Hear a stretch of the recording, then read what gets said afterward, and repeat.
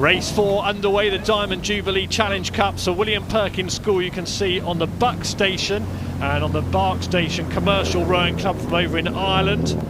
And this is the first fours race of the Regatta Junior Women's Quad Sculls we're watching, and just having a look on the Buck Station. So William Perkins School heading across into the middle of the course, but they've got that sorted out, and now further down and live on the course you can see Commercial Rowing Club to the left of your action there, just moving along pretty well against Commercial Rowing Club. It's very tight, this race, and we're a good way into it, Sarah. This looks like a competitive Diamond Jubilee Challenge Cup heat.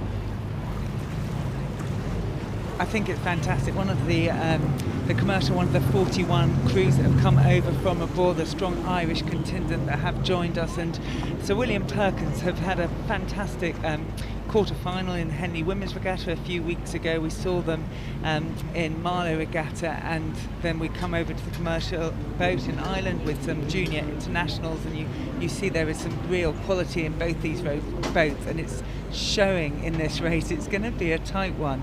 I think both of them are in really good rhythm there. They're both managing their shells really well. They're in the right part of the river so they can concentrate on their rowing, and we come through that signal, we can see that number 2 is in the lead, and we'll start to get an idea of their lead, but I suspect it's about a length and a quarter at the moment.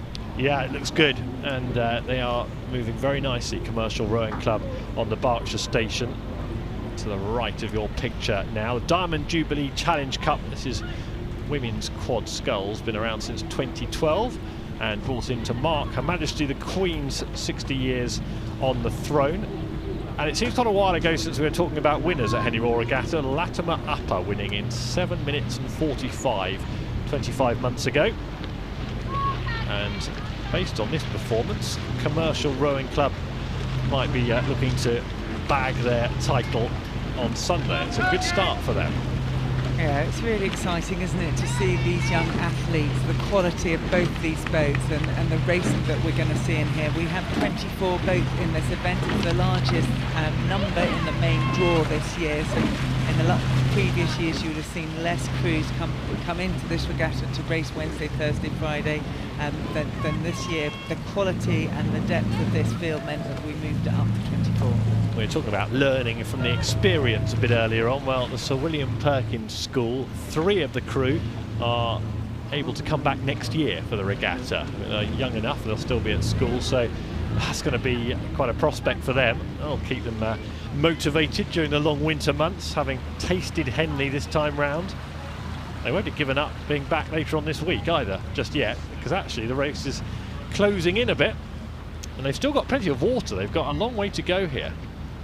Yeah, we see that there's a length between the crews at the half, 3/4 of a mile point, and you know, that's enough to stay in touch when you're on the crew that's just behind, and you can see that is where the Sir William Perkins was. What I really noticed is the Irish boat Commercial, they just in that period, in that quiet period, if you like, in front of Upper Thames and those spaces, they just were a little bit longer, they were a little bit sharper, and that has meant that they are just moving a centimetre, 2 centimetres each stroke, which is giving them this lead and maintaining it.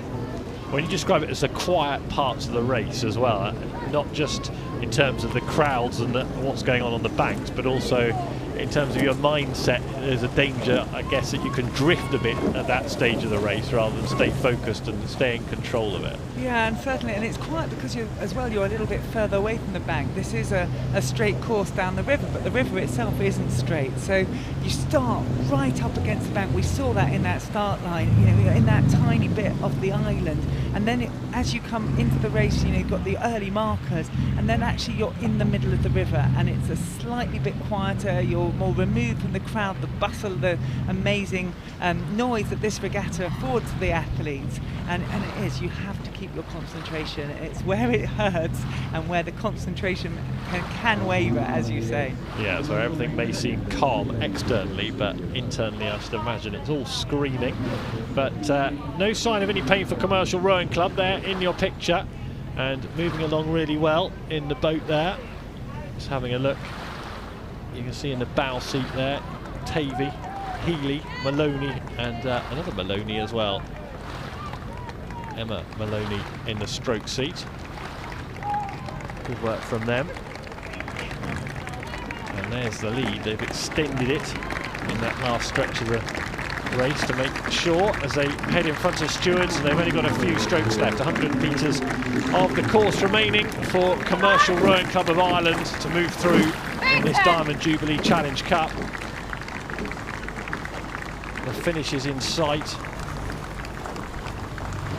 And just looking really strong, really dynamic as they come across that finish line to claim that victory. So good work in the quad sculls. The Diamond Jubilee Challenge Cup, the Irish boat safely through against Sir William Perkins School. As we said, they'll be back. 3 out of the 4 can be back next year. So plenty of valuable experience gained from Sir William Perkins' school. Commercial Rowing Club need to think more short term and for tomorrow.